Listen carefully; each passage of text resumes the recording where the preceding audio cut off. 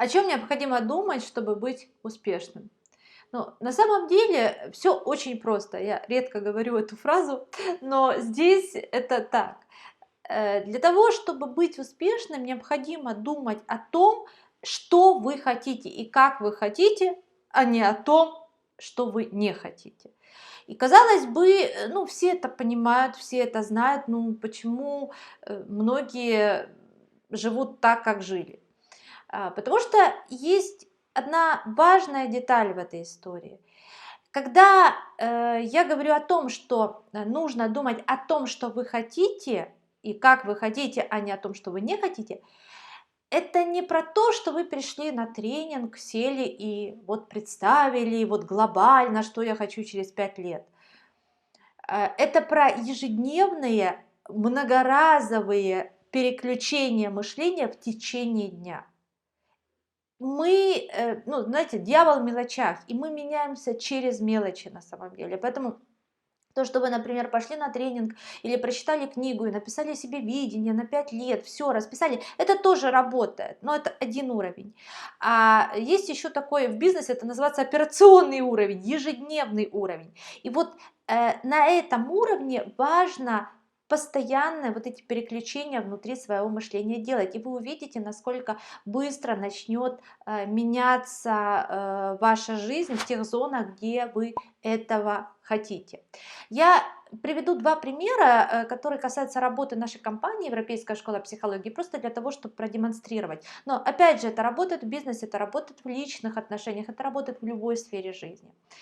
Итак, компания Европейская школа психологии до начала войны в 2021 году у меня возникло желание, видение, чтобы снять фильм, ну, сделать такой медиапроект о работе компании, о работе психологов. Ну, в общем, очень интересный для меня проект. Мы начали его реализовывать, и потом случилась война, и понятно, что, казалось бы, по логике вещей нужно все это поставить на паузу, потому что это новый для нашей компании проект, он требует бюджет определенный, мы не знаем, что там получится, не получится, и в такое время лучше бы заниматься тем, что, во-первых, нужно рынку, а это темы, ну, всякие ПТСР, прочее, прочее, и то, что точно, ну, мы понимаем, как с этим работать и какая там экономика.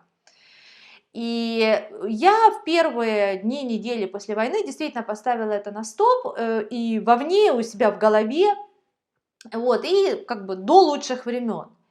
И начала заниматься я и вся наша компания тем, что нужно и правильно прямо сейчас. И все бы хорошо, только я начала замечать, что у меня нет энергии. Ну, мало того, что и так война, все эти переезды и так далее, это не из легких переживания, так я еще и в компании делаю то, что мне не интересно, а то, что правильно, то, что нужно. А нет энергии, не будет денег.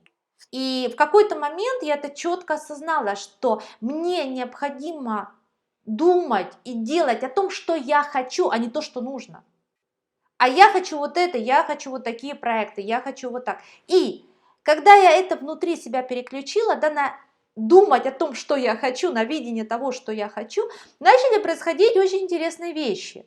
И ресурсы на те проекты, которые я хочу, начали появляться вроде как ниоткуда. Например, мы в компании выставляли там обычные вакансии на маркетолога, копирайтера и так далее. В наши обычные проекты, ну, те проекты, которые уже работают. И люди, сотрудники начали откликаться на эти вакансии, приходить, и вдруг оказывается, что вот там, на маркетолога, да, пришла у нас сотрудница, у нее есть опыт работы в похожих проектах, медиа, которые мы хотели реализовывать. Да, там, на позицию копирайтера и так далее, да, и вот начала собираться команда, и на данный момент у нас уже есть полностью отснято одно реалити-шоу сейчас в монтаже, сейчас мы снимаем второе продолжение реалити, это реалити, как психологи работают в бизнесе и так далее, то есть реализуется ровно то видение, которое у меня было до войны, и которое, казалось бы, ну вообще не кстати, не время сейчас, непонятно и так далее, но вот это переключение на то, что я хочу, а не то, что надо прямо сейчас, дало тот результат, который дало. Но это такой более, ну, все же глобальный пример. Как это работает вообще на ежедневном операционном уровне? Тоже из нашей компании, из жизни компании расскажу. В какой-то момент, вы знаете, что у нас в компании, ну, кто-то знает, кто-то не знает, у нас есть несколько отдельных бизнес-юнитов, бизнес-направлений. И в какой-то момент я стала замечать, что мне не очень нравится, как работает один из наших бизнес-юнитов. И я думала над этим, может, я не совсем правильно ставлю задачи директору этого бизнес-юнита, может быть это, может что-то здесь прояснить, может быть что-то не то здесь. И в какой-то момент я себе сказала: стоп, что ты сейчас делаешь? Ты сейчас размышляешь над причинами. Да? То есть ты думаешь о том, что пошло не так, то есть ты думаешь о том, что ты не хочешь, да? Чего ты не хочешь, а не про то, что ты хочешь. И я себя спросила: хорошо, как в идеале я хочу видеть работу этого бизнес-юнита.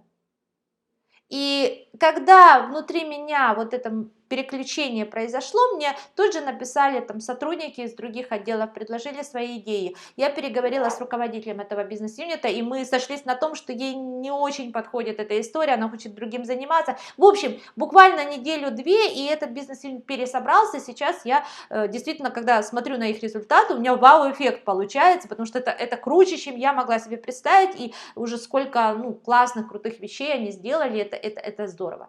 И вот, понимаете, вот эти вещи, да, они, когда вы переключаете внутри свое мышление на то, как вы хотите, да, это делает разворот внутри сознания, и вы начинаете видеть другую информацию, вы начинаете видеть другие возможности, вы начинаете принимать другие решения и получаете другие результаты. То есть вот по пирамиде Дилса тоже можно этот процесс продемонстрировать. И еще раз, таких переключений за день может быть там 50 штук, да, начиная от того, что вот вас раздражает, не знаю, что ребенок там не моет за собой чашку, а как бы вы хотели, вот муж там не так-то с вами разговаривает, а как бы вы хотели, да, и вот это постоянное внутри переключение, и уже после этого, смотрите, когда вы переключаетесь, у вас меняется состояние, когда вы думаете о том, что вы хотите, у вас меняется состояние, и дальше из этого состояния уже вы видите новые пути решения этой задачи. Это не всегда вот раз и чудесным образом само собой разрулилось. Иногда и так бывает. А иногда вы переключились и раз, другая идея, как это решить, как сделать, какого человека на какую там должность поставить, как правильно там сказать мужу, что вы хотите. Да? То есть из другого состояния вы находите другие слова, видите другие возможности и получаете другие результаты. Попробуйте, и буквально я всегда предлагаю тренироваться на каких-то не очень значимых для вас ситуациях. Вот, и вы увидите, насколько хороший, да, сдвиг в этих ситуациях вы получите. Еще раз, дьявол в мелочах. Да, и вот возьмите эту технику как ежедневный многоразовый инструмент, который постоянно вы внутри себя держите активным.